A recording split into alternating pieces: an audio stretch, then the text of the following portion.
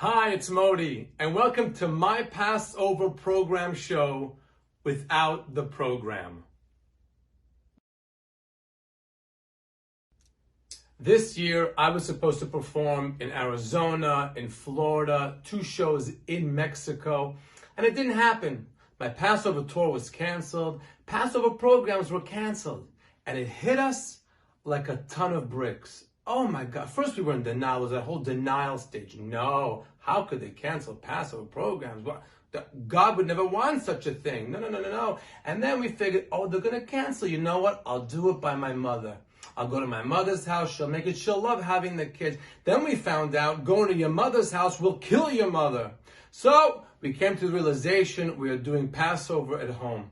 And as hard as you think it was for you, imagine your housekeeper. The day you told her, we're not leaving for Pesach. She's like, what do you mean? That's that 1 week I look forward to. The week when you get the hell out of the house. I have the whole house to myself. That's the week I sleep in your bed, I drive your car, I wear your clothes.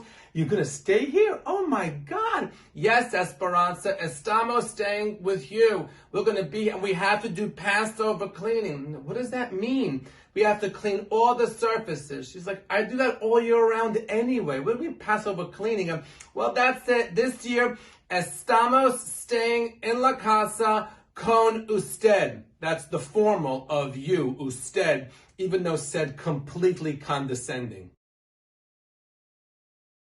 Those of you who don't know what a Passover program is, the only way to describe it is imagine Disney came and hijacked Passover, made a theme park out of it. Yes, we all go to these exclusive, expensive resorts like the Ritz and the Fairmont, and we of course give it different names. We give the programs names like the Caribbean Passover. These are Jews, these aren't pirates. Who's catering the event? Jack Sparrow? Caribbean Passover. Then you have names that try to make it fancy. You know, it's a fancy, it's upscale Passover getaway. Yes, it's very upscale when the father sends the kids 6 a.m. to put their t-shirts and flip-flops and sunglasses on every chair so when no one else has a seat by the pool. One of my favorites is the Royal Passover. This is, yes, the Queen and the Duke of Edinburgh show up to watch Jews eat at a buffet. Yes, that's very royal. There's nothing royal about it. It's a Passover program. Not everyone can travel to a Passover program. Jews in New York, for example, who can't travel to the program because they have a pregnant daughter-in-law who's in her 11th month, or some grandfather decided to ruin Passover by living an extra year, they have to go to a program that's upstate. And by upstate, I mean Westchester. But for everybody else, the fun and the experience begins right in the airport. You see everybody that you know. Where are you going? Arizona. We're going to Florida. Yeah. Oh, California. Wow. She's going to California. It's far. Okay, but you'll have a good time. I heard about that program. It's going to be really nice. Yeah. They all get on the airplane. And as soon as that door closes and they announce the door is now closed, you start to hear packages being opened, tinfoil unwrapped, bags coming out for Kosher Mart, Kosherville, Kosher this, pomegranate, Pomodura, Papa, and food being consumed. They start to eat, and of course it's only 2 hours you can eat until bread can't be eaten, so there's donuts being passed out everywhere. And the stewardesses are looking at them like, really? You couldn't wait 15 minutes till we were in the air? No, put the tray back up. They're literally sitting there eating like they were Katrina victims. Now you get to the hotel, and of course, nobody is happy with their hotel room. No one's ever happy. You have 800 Jews in the lobby screaming, manager, manager! And they all have one line they hit the manager with. Do you know how much I'm paying for this week? Do you have any idea how much we're paying for this week? And keep in mind, no one's paying. No one. Every family of 40 or 60 people has one grandfather, one Zaidi, that came over to America after the war with 13 cents in his pocket, bought every building standing in Manhattan, made billions and millions and billions of dollars. He's flipping the bill for everybody. He himself is in a small room, lobby level, thrilled. Oh, there's no stairs to get downstairs. He couldn't be happier. But all the Yerushim, all the people, all of his inheritors are upstairs screaming, why is my room facing the golf course? I want to face the pool. Why is this facing that? 2 terraces, I want them combined. The nanny's room. Why is the nanny's room not next to the kids? I don't want to ever hear these kids for the next 8 days. And this, of course, is what Passover is all about.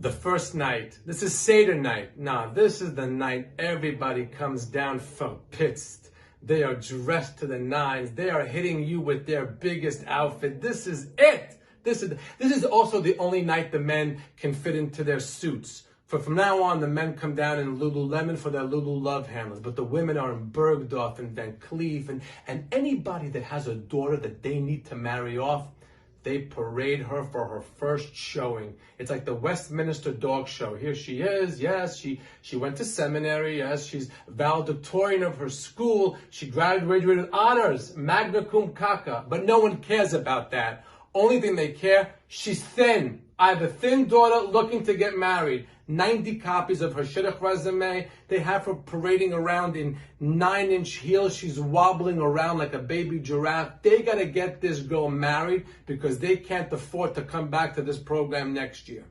Now, Seder night. Now you have your Seder. Now, if you don't have a private room, you're nobody. If you tell people, we had our Seder in the dining room, they look at you like you have leprosy. Everybody else is talking about I have a private room. I have a private room too. Where was your private room? In the men's locker room, between the shower and the schwitz. They sat us down there. We used the toilet seats. It was amazing. Where's your private room? Under the stairs. You know where you come down and you go into the dining room or to the pool? Under the stairs, they hung up some beach towels. We had our own private room. Yes, the private room. This is very, very important. This, of course, is the Seder night. The best part about being at a Passover program, you never have to go to synagogue. You never have to go to any of the services. There's 800 people staying at the program. There's never more than 20 at the services. Only people at the synagogue or the services is the rabbi who's hired to be there. All the guys who are the gabbais in their own town, they lead the service. They love that power. They love people coming to them at their table during dinner. I need an aliyah tomorrow. It's my mother-in-law's brother's yortzeit. See me in the morning. Just remind me. Don't forget to remind me. And then you have the kids who went to Israel to do their year and came back, instead of completely irreligious, they came back too religious and so annoying.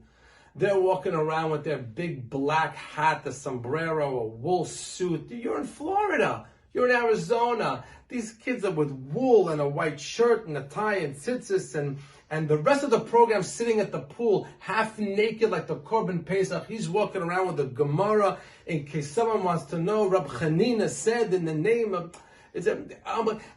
no one goes to the services. There's people who are at the program until the 5th day. They're like, what's that? That's the shul? That's a synagogue? Really? I had no idea. Yeah, that's Congregation Ballroom A.